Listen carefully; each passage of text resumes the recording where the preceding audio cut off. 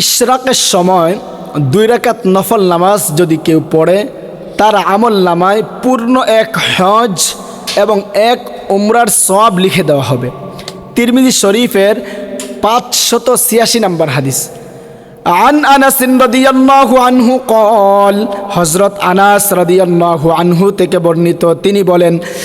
قال রাসূলুল্লাহ সাল্লাল্লাহু আলাইহি ওয়াসাল্লাম, আল্লাহর রাসূল বলেছেন, মান সাল্লাল ফজর ফি জামাআহ, যে ব্যক্তি ফজরের নামাজ জামাতের সাথে আদায় করবে, সুম্মা ক্বাদা ইয়াযকুরুল্লাহ হাত্তা তাতলু আশ-শামসু, এরপর সূর্যোদয় পর্যন্ত বসে জিকির আজকার করবে, সুম্মা সাল্লা রাকাতাইন, এরপর 2 রাকাত নফল নামাজ আদায় করবে, কানাত লাহু কাজরি হাজ্জাতিন উমরাহ, তার আমল নামায় পূর্ণ এক হজ এবং এক উমরার সওয়াব লিখে দেওয়া হবে। ক্বালা রাসূলুল্লাহ সাল্লাল্লাহু আলাইহি ওয়াসাল্লাম, সাহাবী বলেন, নবীজি আরো বলেছেন, তাম্মাতিন তাম্মাতিন তাম্মা, ওই ব্যক্তির আমল নামায় পূর্ণ এক হজ